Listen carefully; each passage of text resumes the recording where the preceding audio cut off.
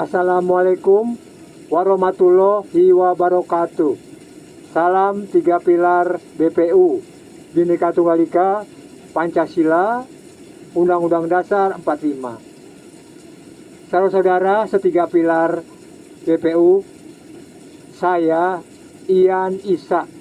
Isa itu Inar Soyo Adi.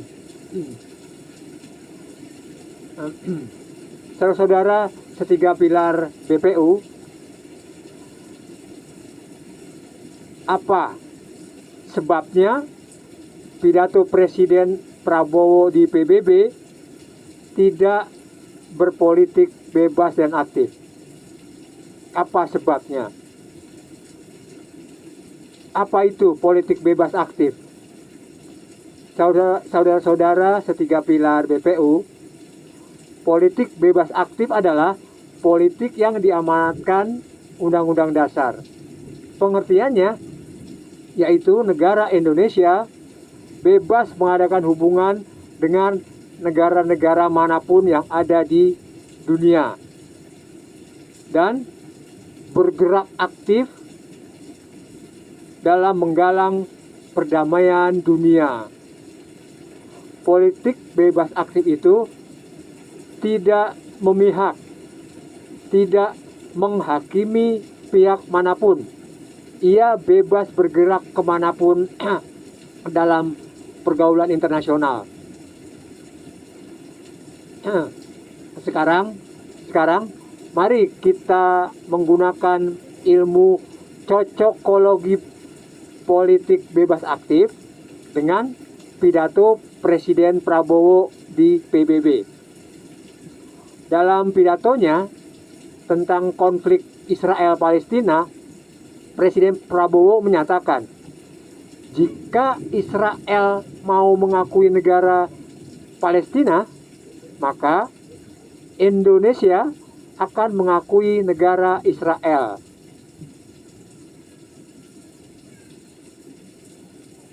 Dari pernyataan ini, apakah hal ini cocok dengan politik bebas aktif? Pernyataan Presiden Prabowo tidak sesuai dengan politik bebas aktif yang diamanatkan Undang-Undang Dasar. Pernyataan Presiden mengandung keberpihakan dan penghakiman terhadap pihak lain.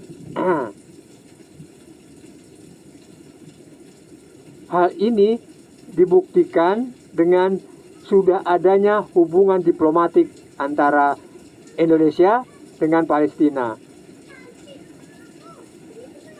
Saudara-saudara setiga pilar BPU, politik keberpihakan ini sangat tidak berguna untuk bergerak aktif dalam menggalang perdamaian dunia. Justru akan dianggap sebagai turut campur urusan negara lain. Dan ini akan semakin memperumit perdamaian dunia. Penggunaan politik keberpihakan dalam konflik Israel-Palestina akan efektif jika penggunaannya memenuhi syarat-syaratnya. Syaratnya yaitu sebelum mengeluarkan pernyataan tentang konflik Israel-Palestina, maka wajib melakukan penelitian tentang sejarah konflik tersebut dan juga sejarah bangsa Israel serta sejarah Palestina. Dan tentu saja penelitiannya bersifat ilmiah. Jika syarat ini dapat dilakukan, maka walaupun menggunakan politik keberpihakan dalam konflik Israel-Palestina, Akan tetapi setiap pernyataan yang keluar akan objektif.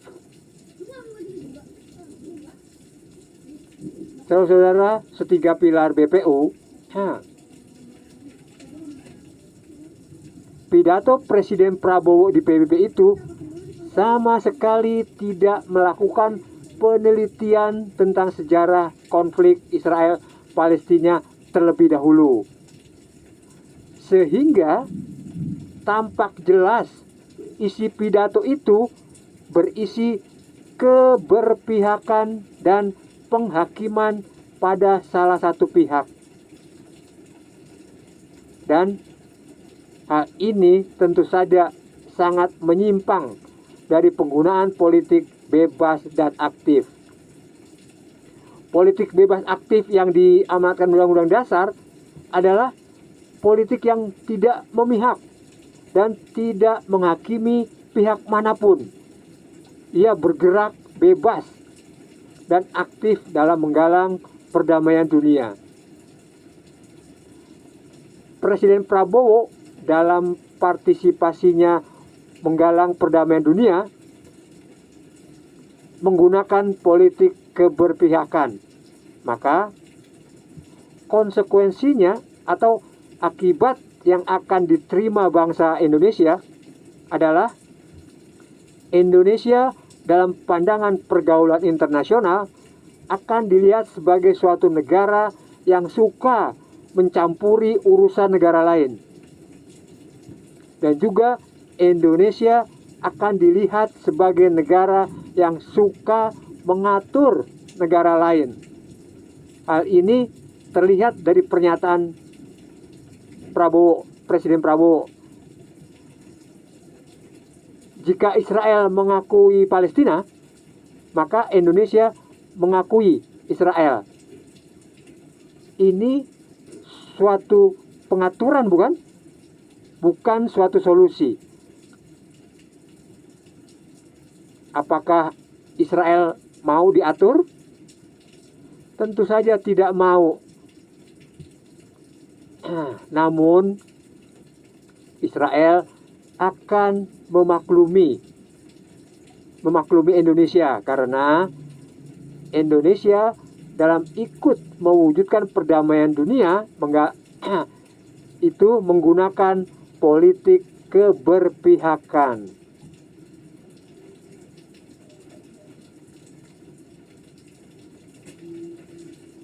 Apakah Presiden Prabowo menyadari akan hal ini? Presiden Prabowo tidak menyadari hal ini dan juga tidak akan bisa menyadari akan konsekuensi ini. Terlihat dengan jelas ada suatu keharusan Presiden Prabowo menyampaikan pidatonya di PBB menggunakan politik keberpihakan. Saudara-saudara, setiga pilar BPU, apakah Presiden Prabowo bisa kita salahkan atas penyimpangannya terhadap politik bebas dan aktif? Jawabnya, tidak bisa. Karena Presiden Prabowo istilahnya hanyalah buah dari suatu pohon. Bentuk suatu pohon akan terlihat dari buahnya. Dengan kata lain, Presiden Prabowo sedang menjalani aturan main atau sistem berbangsa dan bernegara yang sedang berlaku saat ini. Presiden harus patuh pada aturan main atau pada sistem, pada aturan sistem, pada sistem harus patuh. Sistem itu tidak mengenal presiden yang baik ataupun presiden yang jahat. Jika presiden orang baik, tapi sistem berbangsa dan bernegaranya jahat, maka perilaku dan perbuatan presiden menjadi jahat. Seluruh pernyataan, kebijakan, peraturan dan seterusnya jahat. Jika presiden tidak mau mematuhi sistem, maka ada dua pilihan buat dirinya: keluar dari sistem atau patuh pada sistem. Jika presiden tidak mau keluar dari sistem, tapi tidak mau patuh pada sistem, maka runtuhlah sistem itu dengan sendirinya, tanpa harus ada demo-demo.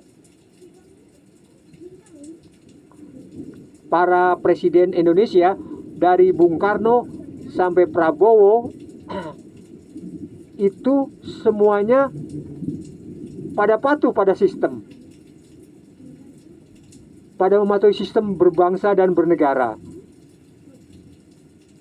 Kenapa para presiden itu pada patuh semuanya pada sistem? Karena sistem itu, atau sistem berbangsa dan bernegara itu, mereka yang bikin sesuai dengan kekuasaannya.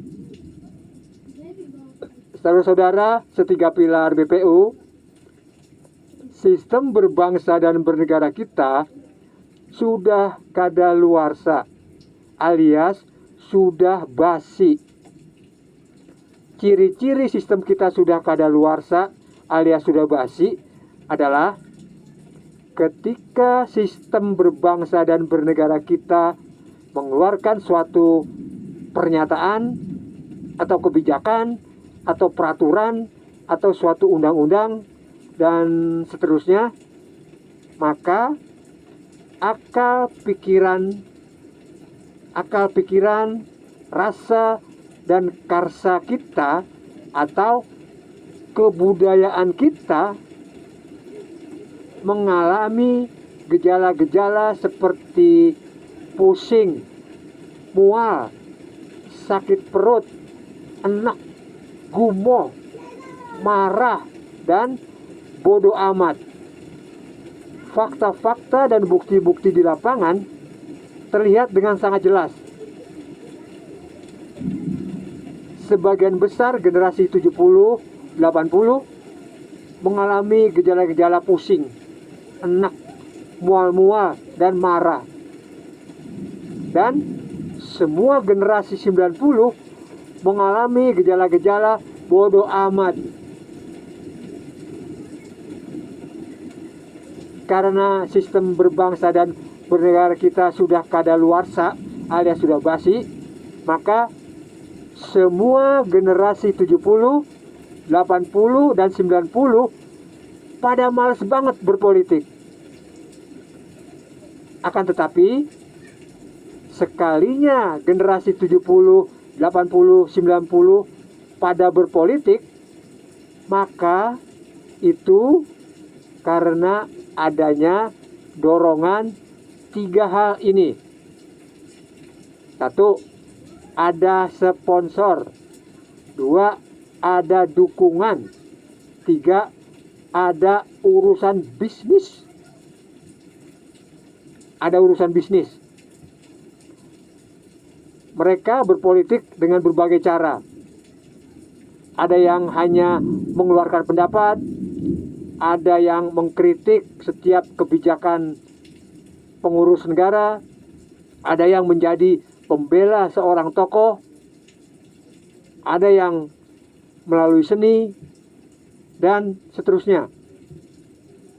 Namun, perilaku dan perbuatan mereka itu karena adanya dorongan tiga hal itu.